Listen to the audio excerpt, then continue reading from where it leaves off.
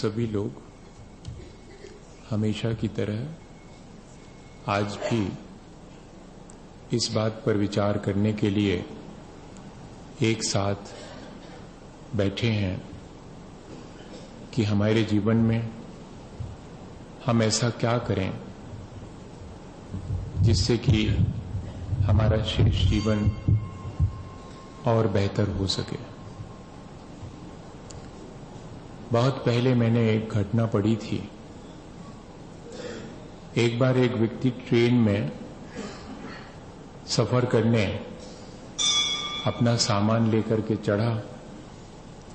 उसके पास अपनी खुद की एक टिकट थी और सामान की एक पोटली थी जिसको कि उसने अपने सर पर उठा रखा था।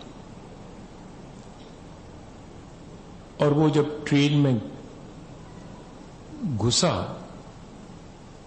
तो चूंकि उसकी टिकट पर उसका अपना नंबर था तो उसकी सीट तो उसको खाली मिल गई।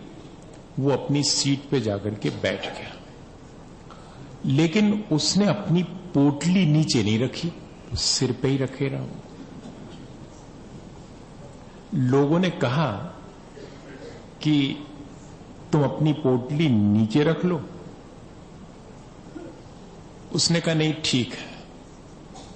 तो शायद लोगों को लगा कि थोड़ा बहुत हो सकता है हो गया हो, रहने दो, कुछ मत कहो। लेकिन जब ट्रेन चलने लगी, बहुत देर हो गई, लोगों से नहीं रहा गया, तो लोगों ने फिर कहा कि भैया ट्रेन में तो बहुत जगह है और तुम सीट पर बैठे हो, नीचे अपनी पोटली रख सकते हो। उसने कहा तुम लोग नाहक परेशान मत हो और मेरा खर्चा मत बढ़वाओ। क्या मतलब?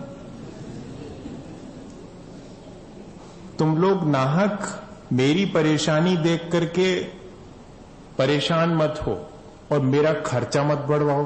लोगों ने कहा कि इसमें क्या खर्चे की बात है? तो उसने कहा सुनो, मेरे पास एक ही टिकट है, मैंने इसका कोई टिकट तो लिया नहीं। अब जब मैंने उसका टिकट नहीं लिया तो मैं ट्रेन में रख कैसे सकता हूं? देखना, मजा देखना।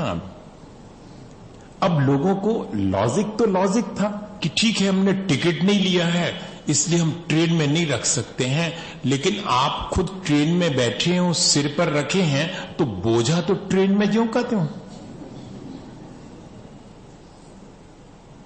ये एक बहुत छोटी सी घटना है, सीधी सीधी समझ में नहीं आती, लेकिन हम अगर गौर से देखें तो हम भी यही कर रहे हैं। हम सारी दुनिया का बोझा अपने सिर पर रखकर अपनी यात्रा कर रहे हैं। बोझा किस तरह का? मैं जैसे कि सारे संसार को चलाता हूं, संसार को नहीं तो कम से कम अपनी फैमिली को तो मैं ही चला रहा हूं। ये जो कर्तापने का बोझा है वो कमती नहीं है, वो भी हम इसी तरह से अपने सिर पर लिए हुए हैं कि मैं करता हूं, इस दुनिया को मैं चला रहा हूं या कि अपनी फैमिली को मैं चला रहा हूं। ये जो अहम का भाव है, ये जो कर्तापने का भाव है, क्या हमारे अपने जीवन को कहीं ऐसा तो नहीं कि ठीक ठीक न बनने दे रहा हूं? कहीं हमारे जीवन में मुश्किल तो नहीं पैदा कर रहा है? हमें ये देख लेना चाहिए। दो तरह के लोग इस संसार में जीते हैं। हम उनमें से कौन से प्रकार के हैं ये जरा सा हम देख लें। एक वे हैं जो ईगो सेंटर्ड होकर के जीते हैं, जो ये मान के जीते हैं कि संसार का केंद्र मैं हूं और सारा संसार मेरी परिधि पर है। हालांकि ऐसा स्पष्ट कहने में नहीं आता, लेकिन हमारी क्रियाओं से तो मालूम पड़ता है। जब हम दूसरे का उपयोग करते हैं तब तो ये बात बहुत स्पष्ट हो जाती है। हम चाहते हैं कि सारा संसार और सारी चीजें हमारे सुख के लिए हों। इसके मायने तो यही है कि हम सेंटर में हैं और सारा संसार परिधि पर है। वो हमारे लिए है, हमारी सुख सुविधाओं के लिए है सारा संसार। सारे संसार की चीजें और सारे संसार के लोग मेरे सुख जुटाने के लिए हैं। अगर ऐसा मेरा सोच है तो यही तो ईगो सेंटर्ड होना है। दूसरे तरह का सोच और है कि मैं इस संसार का एक अंग हूं। मेरी अपनी एग्जिस्टेंस कितनी है, जैसे कि समुद्र में बूंद की एग्जिस्टेंस है उसकी भी इंडिविजुअलिटी। ऐसा नहीं है कि बूंद की अपनी कोई एग्जिस्टेंस नहीं हो, लेकिन बूंद अपने आप को ऐसा अहंकार नहीं करती है कि मैं इंडिविजुअल और अलग हूं।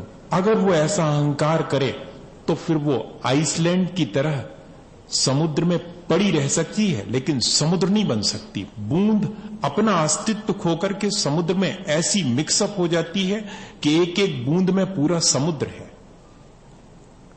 ये दूसरे ढंग का सोच है। मैं इस संसार में हूं और सबके लिए हूं, और मैं इस संसार में हूं और सब मेरे लिए हैं। बस दोनों तरह के सोच हैं। इनमें से अधिकांश लोगों का सोच, हम सब का सोच यही रहता है कि सारी चीजें, जो व्यक्ति अपने जीवन में जितनी चीजों का उपयोग करता है, मानिएगा वो इसी तरह की भावना वाला है। हम देख लें गौर से, पहनना एक जोड़ी कपड़े हैं, लेकिन हमने अगर जोड़ के 200 जोड़ी रखे हैं तो इसके मायने क्या है? वही मायने हैं। किसी और को मैं वो कैसे दे सकता हूं? मेरे लिए है। ये 200 जोड़ी का मालिक मैं हूं, और मेरा बस चले तो मैं 2000 जोड़ी, और मेरा बस चले तो मैं तो सारी दुनिया के कपड़ों का मालिक हो जाऊं और दूसरे लोगों को ये कह करके दूं कि पहनो पहनो, मेरा दिया हुआ पहनो। देख लो, आप गौर से देखो, भीतर झांक करके। ऐसे तो समझ में नहीं आता। कहीं अंतरंग में हमारे इसी तरह का भाव बैठा हुआ रहता है, सारी चीजों पर मेरी मालकियत हो। और इस तरह के भाव से हमें क्या लॉस हुआ है ये और देख लेना चाहिए। हम चाहते तो संसार में एक बूंद की तरह या वृक्ष पर एक पत्ते की तरह अपना जीवन व्यतीत कर सकते थे, लेकिन हमने अपने जीवन को सबके केंद्र में रखकर, सबको अपनी परिधि में रखकर, सबका हिसाब किताब बनाने की फिक्र में अपने जीवन को किस तरह तकलीफ में डाला है, ये किसी से छिपा हुआ नहीं है, सब जानते हैं। हम देखें कि कैसे हम जब इको सेंटर्ड हो जाते हैं तो कैसे अपने लिए खुद तकलीफ पैदा कर देते हैं। क्या हुआ, एक व्यक्ति ऑफिस में, इतना प्यारा व्यक्ति, कोई ये नहीं कह सकता है कि ये व्यक्ति अहंकारी होगा, बड़ा विनयवान, जिससे बोले तो प्यार से बोले, और सबको इनवाइट करता हो, कभी आइएगा मेरे घर आइएगा। एक बार एक व्यक्ति के मन में आए कि चल के देखें इसके घर, कितने प्यारे लोग होंगे इसके घर में। जब ये इतनी बढ़िया बात करता है और इतने अच्छे से सबसे पेश आता है, तो इसकी फैमिली भी बहुत अच्छी। पहुंचा वो घर पे, तो जैसे ही दरवाजे खुले तो जनाब का चेहरा बिल्कुल शक्त, चेहरे पर कोई मुस्कुराहट ही नहीं, गायब।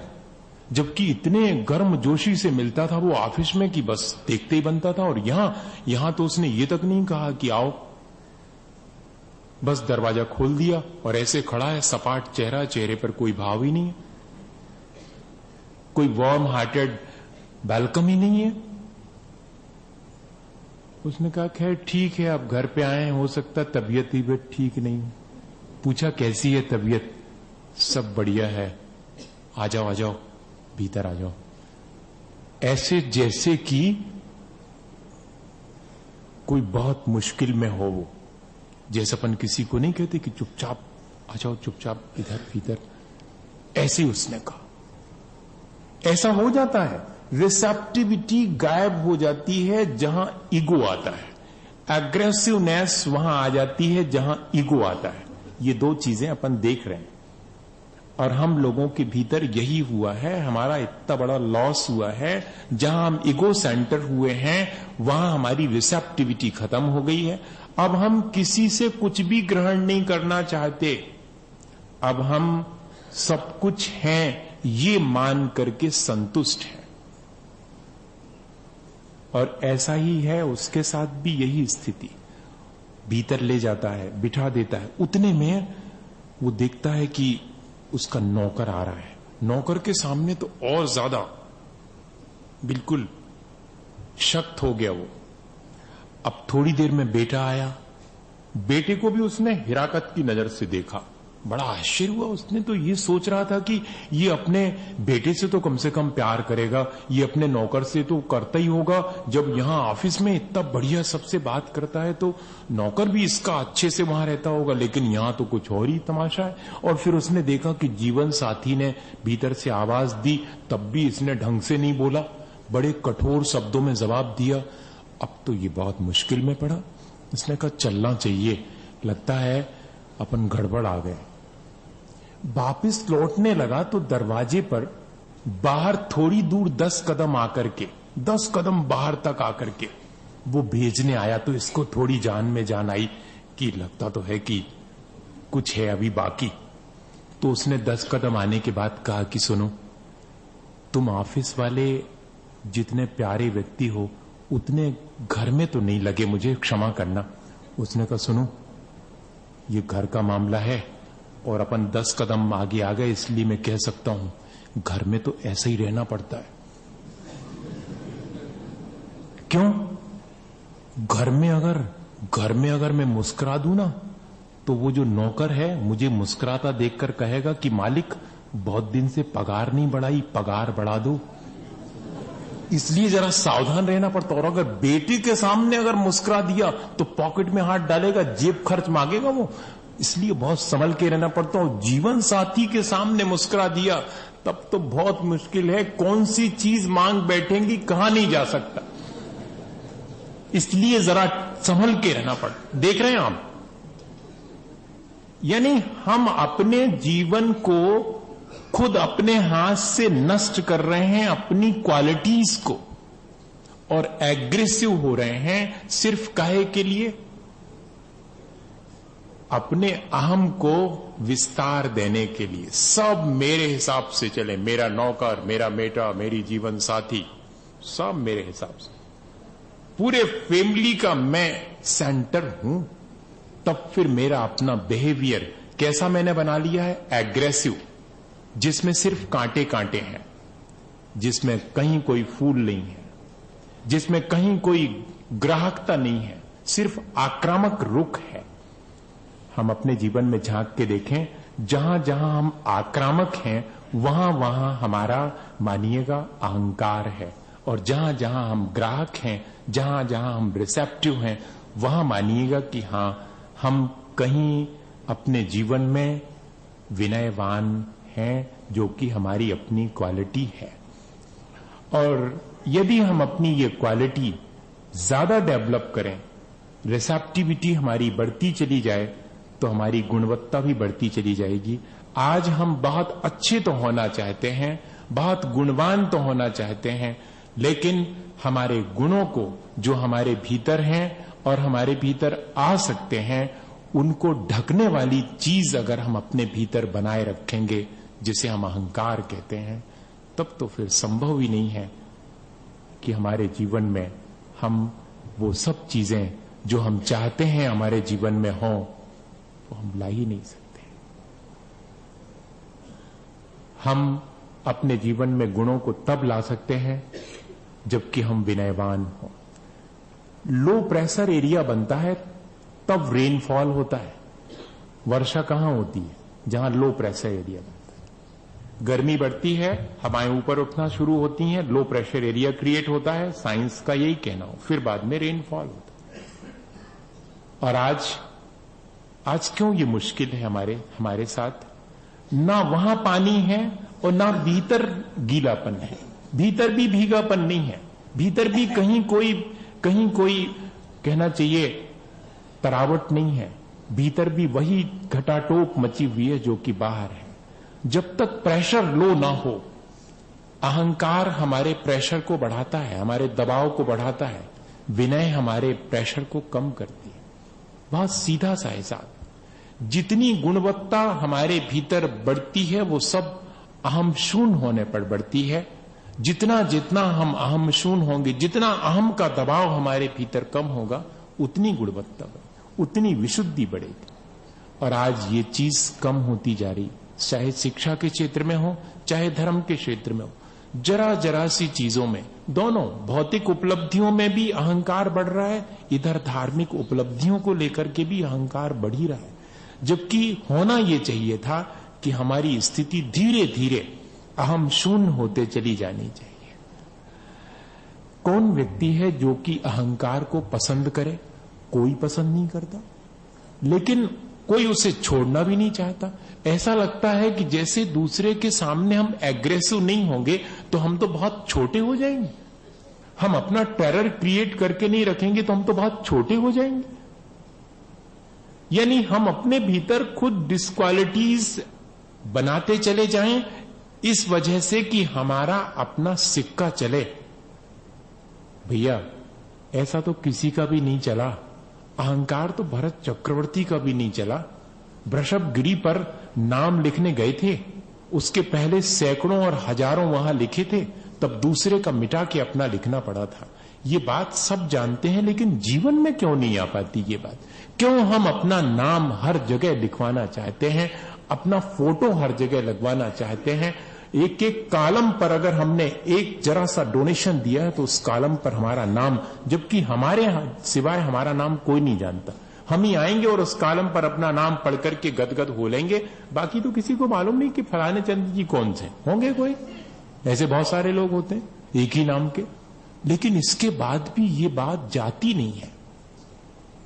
दूसरे का अहंकार हमें पसंद नहीं है और हम खुद अहम शून्य होना नहीं चाहते, दूसरे को अहम शून्य बनाना चाहते हैं। एक व्यक्ति दूसरे के घर पहुंचा, उसने दरवाजा खोला और कहा कि आइए, जबकि ये सोच के गया था कि मेरा तो वहां बहुत स्वागत होगा, लेकिन उन्होंने तो कुछ भी नहीं कहा।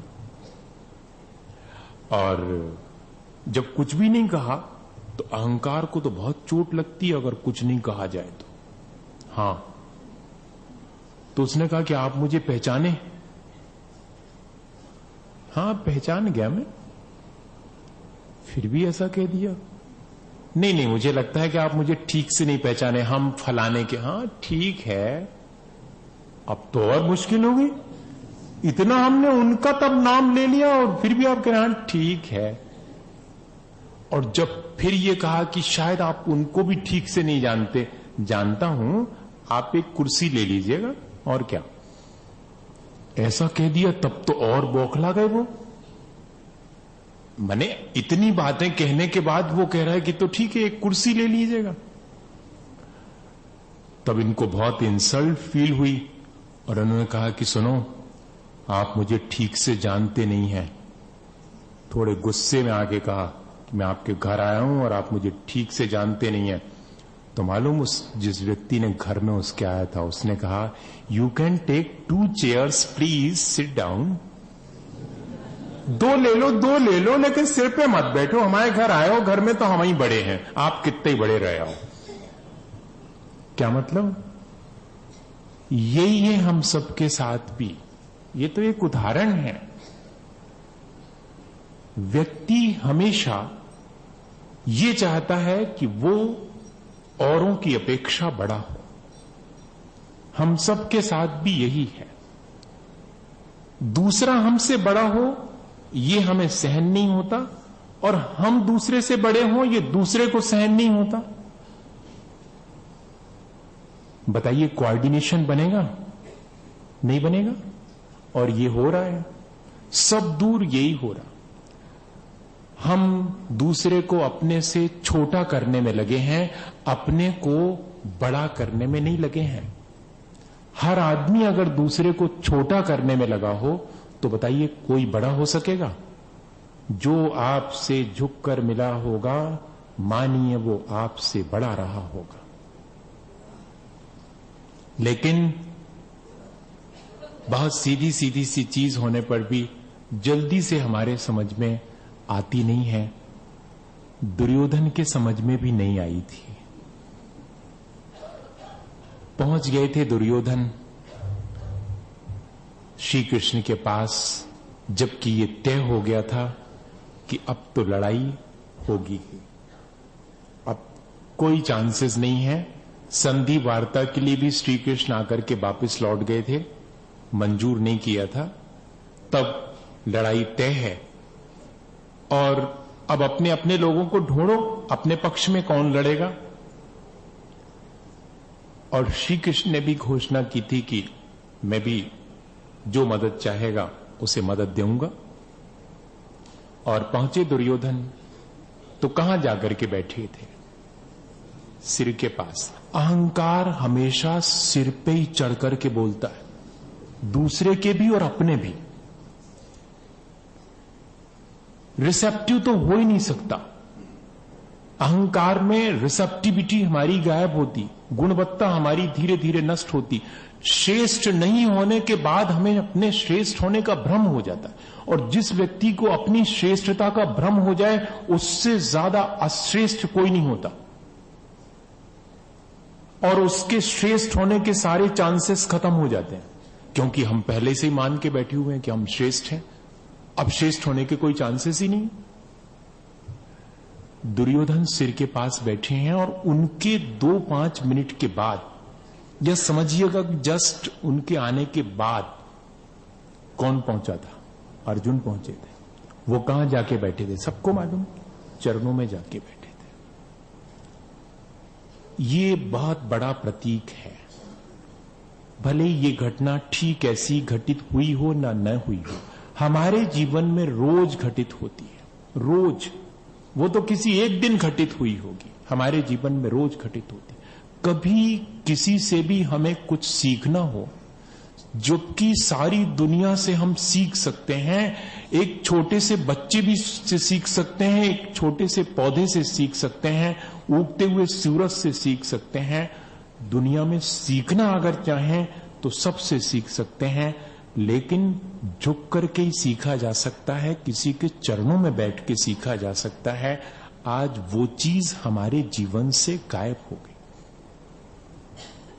हम चाहते हैं बहुत अच्छा होना, लेकिन अच्छे लोगों के संपर्क में हम अच्छे होंगे, और अच्छे लोगों के चरणों में बैठ के हम अच्छे होंगे। हम अपने माता पिता से भी कुछ सीख सकते हैं, लेकिन उनके चरणों में बैठ करके वो हमसे नहीं होगा। हम अपने नौकर से भी कुछ सीख सकते हैं, और ये उसके चरणों में बैठ करके उसको अपने चरणों में बिठा करके मजबूर करेंगे कुछ सिखाने के लिए, अगर उसको कुछ आता होगा तो। ऐसा ही हम सबके साथ हमेशा से हो रहा है। हमें इस पे जरूर विचार करना चाहिए। और कुछ भी नहीं कह रहा हूं मैं, कोई कमेंट नहीं कर रहा हूं। हम सब एक विचार कर रहे हैं कि कहीं हमारे भीतर अगर इस तरह की चीज आ गई है, आ तो गई है, उसे हमें निकाल देना चाहिए। हमें अपने भीतर थोड़े से झुकने की आदत डालनी चाहिए, और झुकने की आदत हम डाल सकते हैं कब? जबकि हमें ये महसूस होने लगे कि हमारे अपने जीने में बहुत सारे लोगों का हाथ है। हम हमेशा थैंक्सफुल रहें उन सब के लिए जिनका की हाथ हमारे जीने में है। ये जो सांस हम ले रहे हैं, उस सांस के लेने में भी बहुत लोगों का हाथ है। मुझे हमेशा मालूम लगता है जिन्होंने ये बनाया होगा, जिसके नीचे बैठकर हम शांति से धर्म ध्यान कर रहे हैं, कभी उनको धन्यवाद देने का, कभी उनके उपकार मानने का हमारे मन में भाव आया? कभी नहीं आता। हमें सुबह से शाम तक कितने लोग जीने में मदद करते हैं, कितना उनका उपकार है, कभी इसका ध्यान ही नहीं आता। हमने किस पर कितने उपकार किए। पतंग उड़ाने के लिए छोटी सी मुड़ेर पर दौड़ता था और कुछ नहीं होता था मुझे, मेरी छाती में बिल्कुल धक धक नहीं होती थी धक धक वहां नीचे बैठी हुई मां जो दाना बीनती रहती थी, चावल। ए भैया नीचे उतर आओ, मानते नहीं हो तो हमारी, कहीं गिर जाओगे। कभी याद आता है? कभी याद नहीं आता। अब तो हमारे पास हमारे अपने जो हमने जोड़ के रखे हैं और जिनके बीच में मैं अपने अहम से केंद्र बन के बैठा हूं, वही सब दिखाई देता है। मेरे माता पिता भी मेरे अहंकार के केंद्र की परिधि में हैं। देख लो, गौर से देख लो, सब सारा संसार जब से मैं बड़ा हुआ हूं तब से मैंने यही सोचना शुरू किया है, सब मेरे अनुसार चलो। अब आपके दिन लद गए, वहां बैठ जाओ कोने में, जो खाने दे दूं खा लो, पहनने दे दूं पहन लो। साहब हो गया, बेटा साहब हो गया। बेटा अब बेटा नहीं रहा। बहुत मुश्किल है। क्या इस तरह हम अपने जीवन को अच्छा बना पाएंगे? लगता है आपको? मुझे तो कई बार बहुत निराशा होने लगती कि मैं क्या कहूं, किस तरह अपन बैठ करके इन बातों पर विचार करें। क्या होगा इस तरह विचार करने से? क्योंकि जीवन में तो वो सारी चीजें इतनी अधिक आ चुकी हैं जिनसे कि हमने खुद अपने जीवन को पतित कर लिया है। अब ऐसी स्थिति में हम कैसे अपने जीवन का उत्थान करेंगे, कैसे अपने जीवन को ऊंचा उठाएंगे? अगर यही हमारी स्थिति रही तो धीरे धीरे ये तो हमारे गिरने के लक्षण है। लेकिन क्या करें, फिर भी एक आशा की किरण भीतर कभी कभी डोल जाती है कि शायद हो सकता है कि हम अपने को इंप्रूव कर सकें, अपना उत्थान कर सकें, इस अहंकार से बच सकें, थैंक्सफुल हो सकें, दूसरे के उपकार के प्रति कृतज्ञ हो सकें, हमारे भीतर थोड़ी सी विनय जो कि हमारी अपनी क्वालिटी है वो आ सके। बच्चन ने लिखा कि मैंने तो बड़े की परिभाषा वो ही बना ली है कि जिसके पास पहुंच करके मैं कभी अपने को छोटा महसूस नहीं करता। आज तो जिसके पास पहुंचो ऐसा लगने लगता है कि जैसे मेरा कद छोटा हो गया। जिससे मिलो उसके सामने पहुंच करके ऐसा लगता है जैसे मेरा कद छोटा हो गया। तब फिर लगता है कि कोई बड़ा नहीं है, बड़े तो सिर्फ भगवान हैं जिनके पास पहुंच करके कद बड़ा हो जाता है। ये ललक भीतर आ जाती है कि ये सिर्फ एक व्यक्ति है जो ये कहता है कि मेरे जैसे हो सकते हो, तुम मेरे मातहत रहो, ये नहीं कहता। यहां तो सारी दुनिया जिसके पास पहुंचो वो कहती है कि मेरे मातहत होके रहो, मेरे जैसे तुम हो कैसे सकते हो।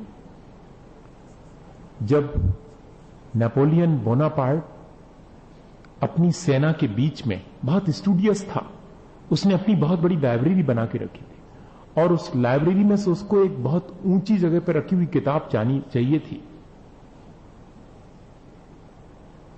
तो वो नहीं पा रहा था, तो उसका एक जो ऊंचा सैनिक था उसने कहा कि I am only higher in your army, मैं हूं सिर्फ ऊंचा तुम्हारी आर्मी में, मैं मदद करूं?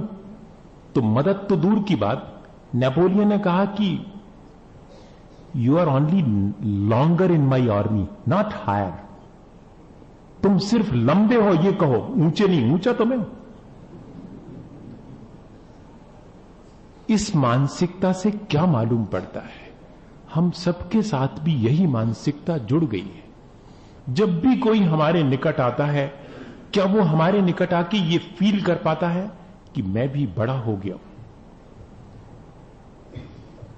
हम व्यक्ति के साथ इस तरह व्यवहार करें कि उसका कद छोटा ना हो, बल्कि उसका सम्मान और अधिक बढ़ने लगे, अहंकार बढ़ने लगे, ये नहीं कह रहा हूं। ऐसा नेचर हम अपने भीतर डेवलप कर सकते हैं क्या? कर सकते हैं। सिर्फ एक ही चीज अगर हमारे भीतर आ जाए, कृतज्ञता का भाव हमारे भीतर आ जाए, यदि हम दूसरों के दिन भर के उपकारों को ध्यान में लाना शुरू कर दें। वैसे तो जीवन में बहुत सारे ऐसे नियम हैं जिनको हम अपने जीवन में शामिल कर लें तो हमारा जीवन बहुत ऊंचा हो सकता, लेकिन एक ही नियम अपने जीवन में शामिल कर लें, और बहुत से नियम आपने लिए होंगे। आज एक छोटा सा नियम कि सुबह उठेंगे और याद करेंगे कि सूरज ने मुझे रोशनी दी है, कितना उपकार, धन्यवाद। क्या कभी धन्यवाद देने के लिए ऐसा मन बनेगा? सुबह से आंख खुल गई, धन्यवाद। रास्ते से चले जा रहे हैं और वहां लग गई है पत्थर की ठोकर और फिर भी दे रहे हैं धन्यवाद। ऐसा संभव है? यहां तो दूसरा कोई उपकार करता है तब भी धन्यवाद देने का नहीं मन होता, और एक व्यक्ति है जिसको कि ठोकर लग जाने के बाद भी उसके मुंह से निकलता धन्यवाद, ईश्वर को ऊपर हाथ जोड़ करके कहता कि धन्यवाद। वहां कोई बैठा नहीं है, लेकिन हमको तो धन्यवाद देना है। तो लोग पूछते हैं कि इतनी चोट लगने के बाद धन्यवाद, वो कहता कि इससे ज्यादा लग सकती थी, कम में काम निकट गया, इस बात के लिए धन्यवाद, इस बात के लिए धन्यवाद। क्या ऐसी मानसिकता हमारी नहीं बन सकती? बन सकती है, बनाएं तो हम बन सकती है। पहले तो इतना ही कर लें कि दिन भर में जिनका हमारे ऊपर उपकार है उनको हम धन्यवाद दे सकें। भोजन करने बैठे हैं, क्या धन्यवाद से मन भर जाता है? मां के प्रति या जिसने फूड हैंडल किया उसके प्रति? कभी नहीं भरता धन्यवाद से मन। मन तो उस भोजन से भी नहीं भरता, मन तो इस बात से भरता है कि ये ऐसी बनी है और ये ऐसी नहीं बनी है, और वहां होटल में इससे अच्छा बनता है। मन तो इससे भरता है, मन इससे नहीं भरता। भैया, मैं तो इसी तरह की बात जानता हूं। पूजा पाठ तो सब कर लेते हैं, अभिषेक भी बहुत लोग करते हैं, स्वाध्याय भी बहुत लोग करते हैं, करते होंगे, जिंदगी निकल गई। लेकिन ये जो काम करने का था वो अभी तक अपन नहीं कर पाए हैं। वो काम अपन ने करे हैं सो बहुत धन्यवाद, पीठ अपने हाथ से थपथपाओ। लेकिन अभी ये काम करना भी बाकी है। जीवन को इस तरह से व्यवस्थित करने का काम भी करना जरूरी है। दूसरों के उपकार को कदम कदम पर, ये बाजोटा जिसने बिछाया है, आते ही साथ सबसे पहले, मैं अपनी प्रशंसा नहीं कर रहा हूं, पर आपको सिर्फ एक सलाह दे रहा हूं कि ऐसा हो सकता है।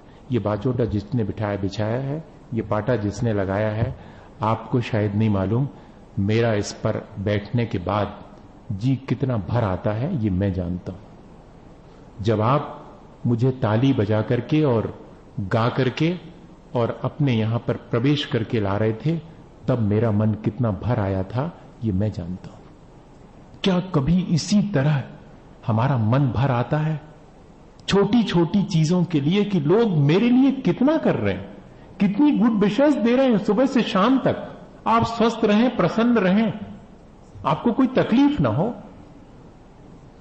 इससे ज्यादा कोई उपकार हो सकता किसी का? कुछ भी नहीं दिया किसी ने, दिखने वाली कोई चीज नहीं दी, लेकिन नई दिखने वाली चीजें लोग कितनी दे रहे हैं। आप अगर थोड़ा सा इधर जगह आपको कम पड़ रही है और ऐसा खिसक गए हैं, मानिएगा कि दूसरे को आपके प्रति कृतज्ञ होना चाहिए।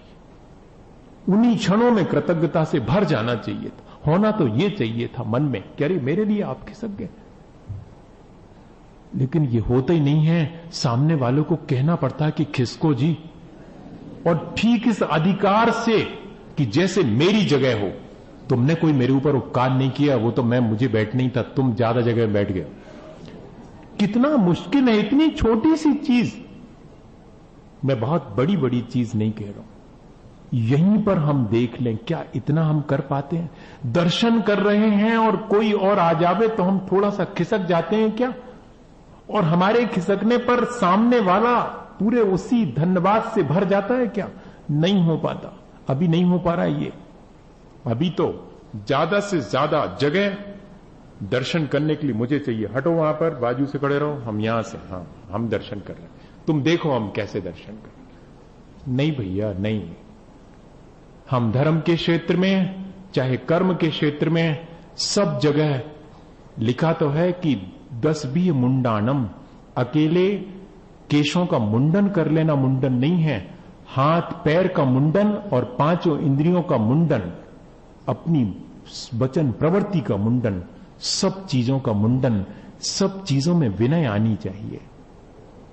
हमारे शरीर तक में विनय, विनयवान शरीर अलग मालूम दिखाई पड़ने लगता है, किसी को कहने की आवश्यकता नहीं। विनयवान वाणी अलग दिखाई पड़ती है, विनयवान मन अलग दिखाई पड़ता है। कृतज्ञता से भरा हुआ अगर जीवन है तो आंखों में कृतज्ञता अलग दिखाई देने लगती है, कहीं छुपती नहीं है ये चीजें, चेहरे पर दिखाई देने लगती है। क्या ऐसा हम कर सकते हैं? कर सकते हैं। एक छोटी सी घटना और शायद अपना मन ऐसी कृतज्ञता से भर जाए और हमारे जीवन में ऐसा उपकार का भाव दूसरे के प्रति आ जावे तो शायद हमारा जीवन सार्थक हो जाए। इसी भावना के साथ अपन उस घटना को सुने। मेरे जीवन की कुछ थोड़ी सी घटनाएं हैं जिनको कि मैं बहुत मुश्किल से कह पाता हूं, बहुत दिन से मन बनाते बनाते आज इस घटना को आपसे कह रहा हूं। कुल गिनी चुनी 4-5 घटनाएं हैं जिनको कि वर्षों में एक आध बार कभी मन बनता है सुनाने का। क्या हुआ, एक बहुत गरीब व्यक्ति था, बहुत गरीब था, गांव में रहता था, उसका जीवन ठीक से नहीं चल पाता था। उसने सोचा कि शहर में जाकर के नौकरी करे ताकि 2 पैसे कमाए और घर ठीक से चल सके। अपने लिए तो खाने के लिए सब जुटा लेते हैं, लेकिन परिवार के लिए तो थोड़ा जुटाना पड़ेगा, मेरी जिम्मेदारी है। और आता है वो शहर में, उसने शहर पहली बार देखा है, उसने शहर के लोग पहली बार देखे। एक सेठ की दुकान के सामने खड़ा होकर के सेठ से कहता है कि सेठ जी कोई काम मिलेगा क्या? भीख नहीं मांगी उसने, भीख मांग सकता था। सेठ जी तो उसको यही सोच करके बहुत हिराकत से देख रहे थे कि शायद भीख मांगेगा, लेकिन उसने काम मांगा। और सेठ जी से अगर कोई काम मांगे तो मालूम सेठ जी का मन क्या होता है? इससे झाड़ू लगवाऊं, झाड़ू। हां, होता तो है, भले कोई कहे नहीं। हो सकता है कोई ऐसा सेठ हो जो दूसरे को भी सेठ बना दे, लेकिन अधिकांश सेठ तो यही चाहते हैं कि सब मेरी दुकान पर झाड़ू लगाएं, मैं बहुत बड़ा सेठ हूं। और मालूम उस सेठ ने जैसे ही पूछा कि सेठ जी कोई काम हो, क्या करेगा, झाड़ू लगाएगा क्या, ऐसे ही पूछ लिया, तो उसने कहा कि हुजूर यदि वो काम भी मिलेगा तो वो भी कर लूंगा, झाड़ू लगाने का काम भी कर लूंगा, आपकी कृपा। कृपा मान रहा है वो, उसकी भाषा बिल्कुल अलग ही है।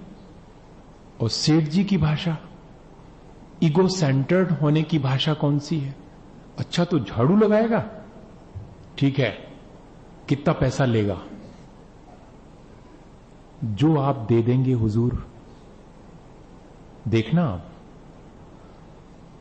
कैसे रिश्ता कायम हो रहा है। एक रिश्ता ऐसे काम कर रहा है कि जो आप दे देंगे, और दूसरा कह रहा है क्या लोगे, मैं तुम्हें सब दे सकता हूं। देने का अहंकार देखो और उसके मांगने की विनय देखो। क्या ऐसा है अपने जीवन में? बहुत मुश्किल है।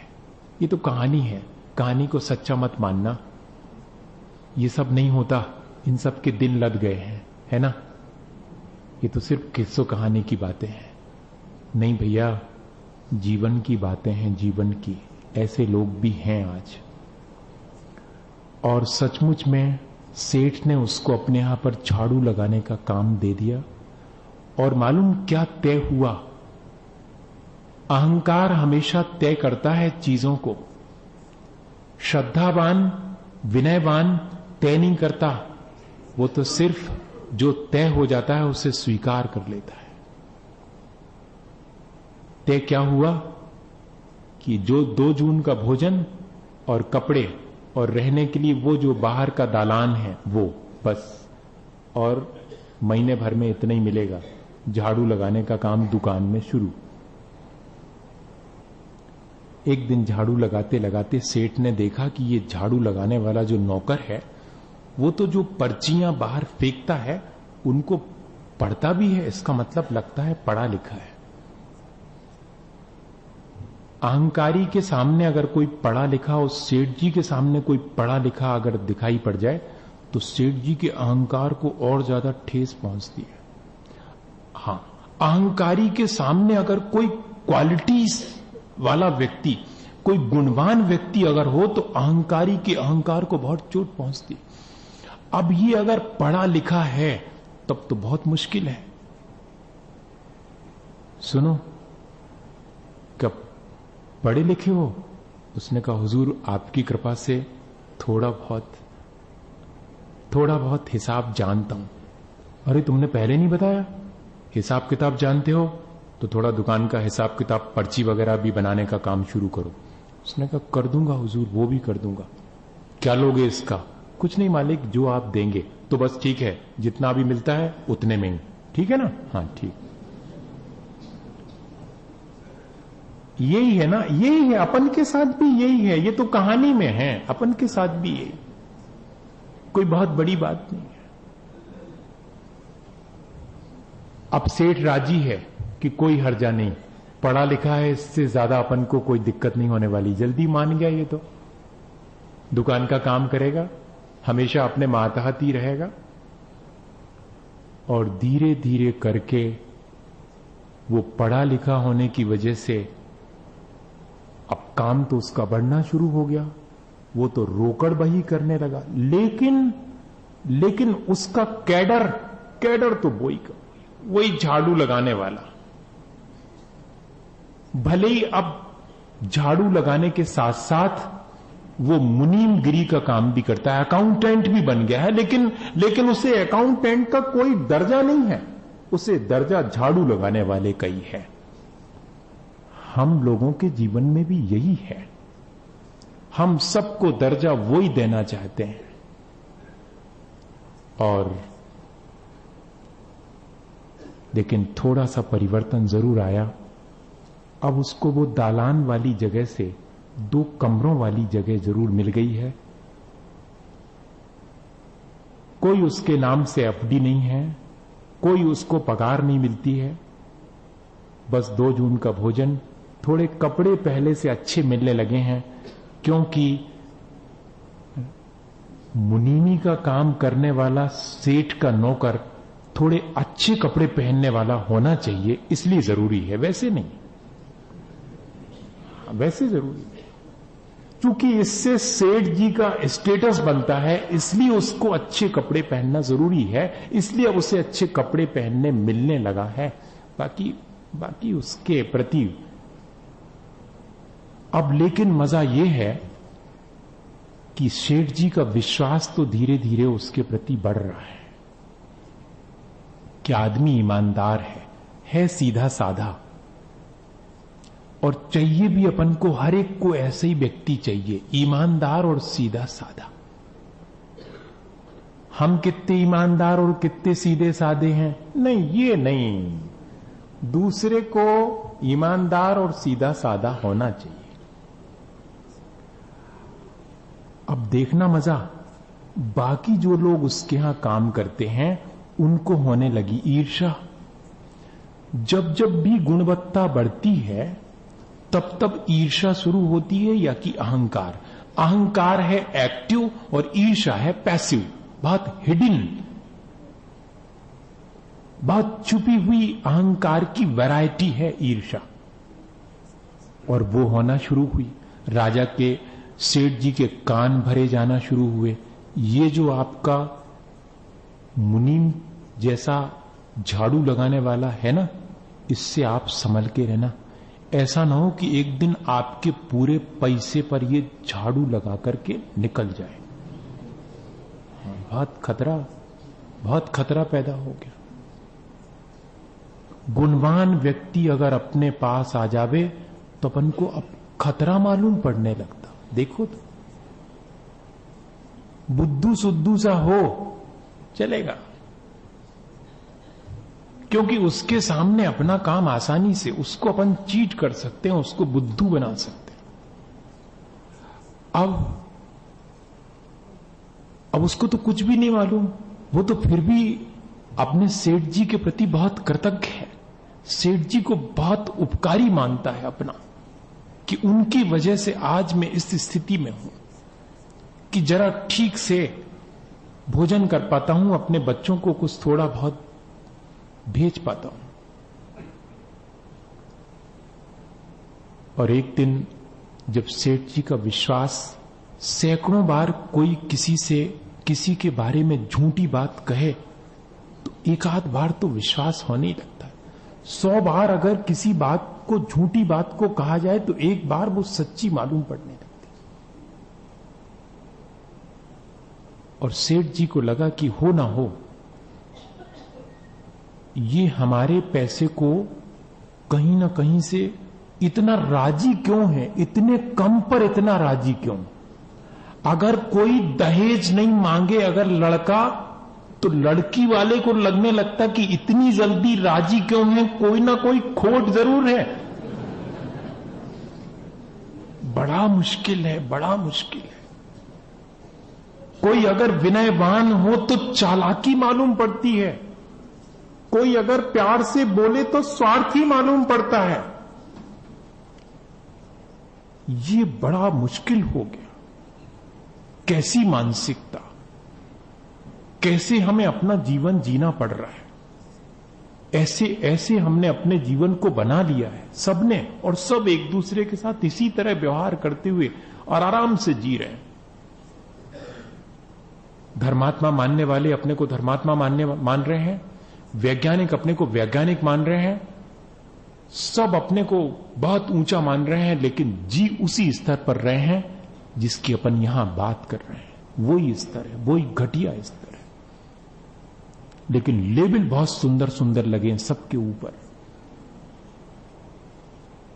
अब क्या हुआ कि लोगों ने धीरे से जाके कहा कि सुनो, 2 कमरे आपने व्यर्थ में दे रखे हैं।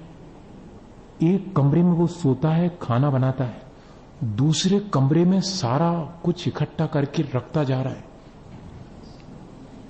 हां, और मालूम कंफर्म हो गया है, क्योंकि जब भी वो दुकान पर आता है ना, वो जो तुम्हारा झाड़ू लगाने वाला, जिसको तुमने अब अपना हिसाब किताब भी करवाना शुरू कर दिया है, किसी भी दिन चौपट कर देगा वो हिसाब किताब, वो जब दुकान पर आता है ना तो उस वाले कमरे में जरूर जाता है, और जब दुकान से लौटता है तब भी उस कमरे में जाता है।